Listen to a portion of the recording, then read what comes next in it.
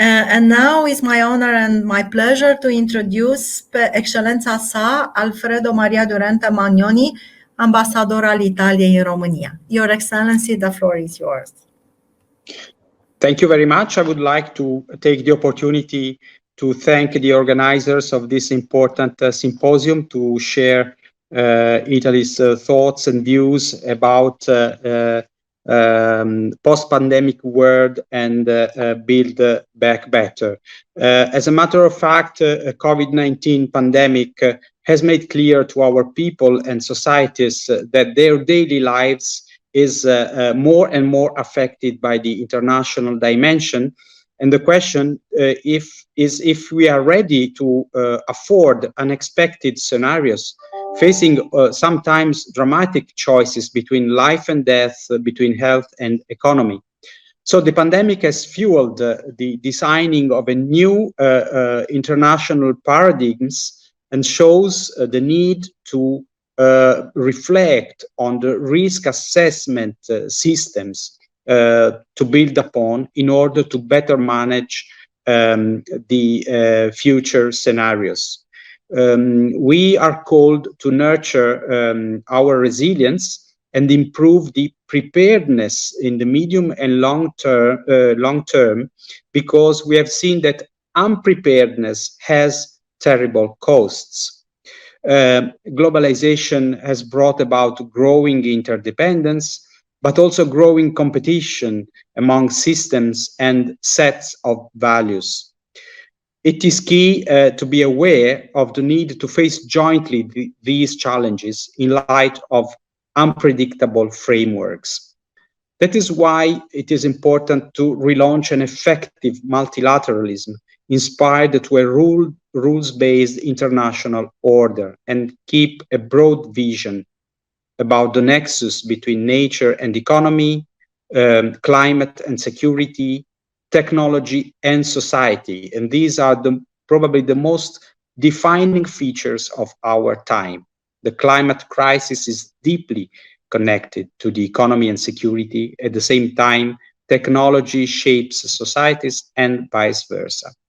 So my first point is a point of method, multilateralism. Italy has closed yesterday the G20 presidency. Security, health, human rights, peacekeeping were the distinctive aspects of our program.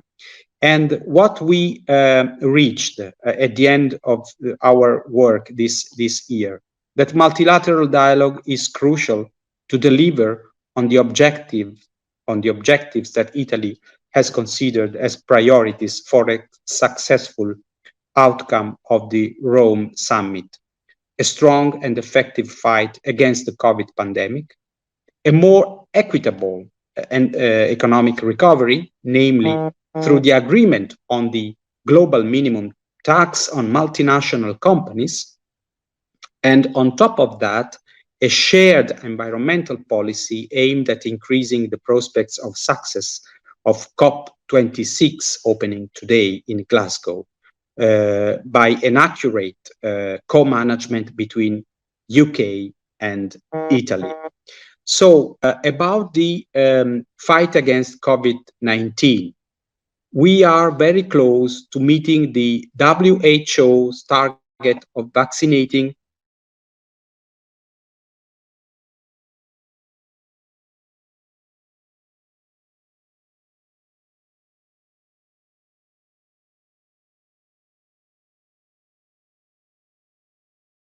'22.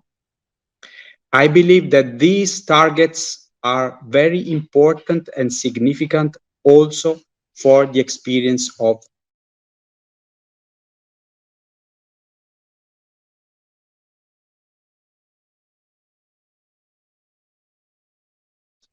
the population by the end of the year and reach 70% by June 2022.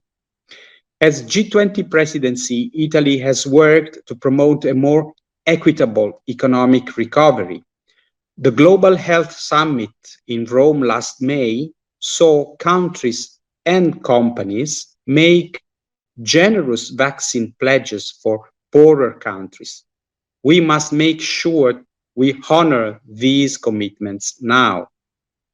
And also, I have stressed the importance of an historic agreement for a fairer and more effective international tax system, which paved also the way to the allocation of $650 billion in new special drawing rights. The summit, in the Rome summit, endorsed the possibility of redistributing these resources to the countries that are most in need.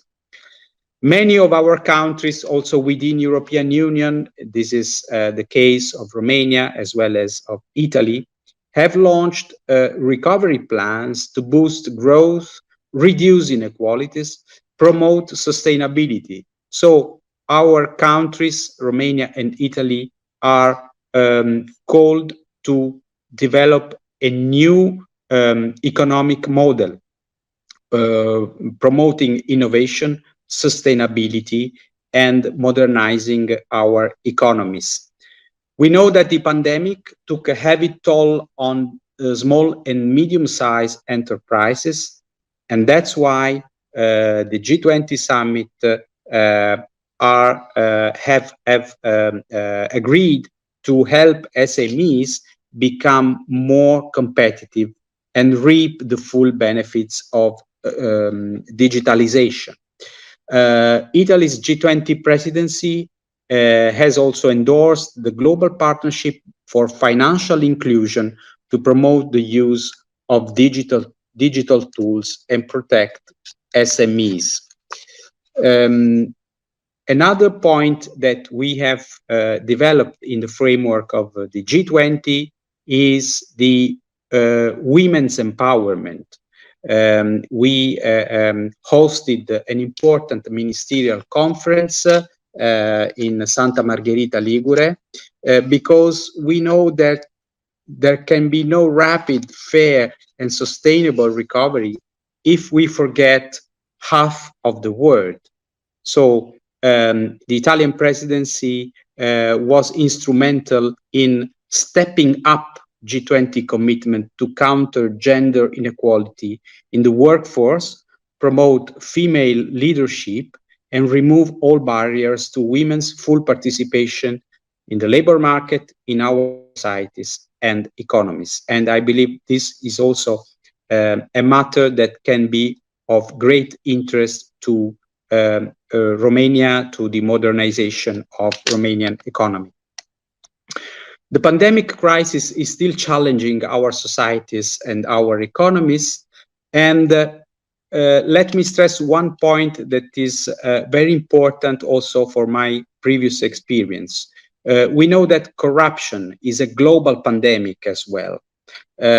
Corruption threatens our economies and our societies and exacerbates the negative effects in times of crisis. So we should be aware of the pandemic dimension of corruption, and we should enhance our efforts to fight against it through increased, intensified international cooperation and global commitment, enhanced exchange of information, and sharing lessons learned and best practices, implementation, and effective impact of international commitments and guidelines. We are aware that in order to build back better, integrity in the public and the private sector and anti-corruption must be among the pillars of the global recovery agenda after the pandemic and a distinctive feature of a rekindled multilateralism and of the rules-based international order. Before closing, let me say that the Italian embassy in Bucharest would be very much interested in taking part in future panels throughout this and next week, and also to focus on investment aspects. I would like to recall that last Thursday, the Financial Times edited a special report about the Italian PNRR through an online edition that will be available for 2 months. So we would be glad to share some considerations about that with you in the near future. Thank you very much for hosting me, and good day.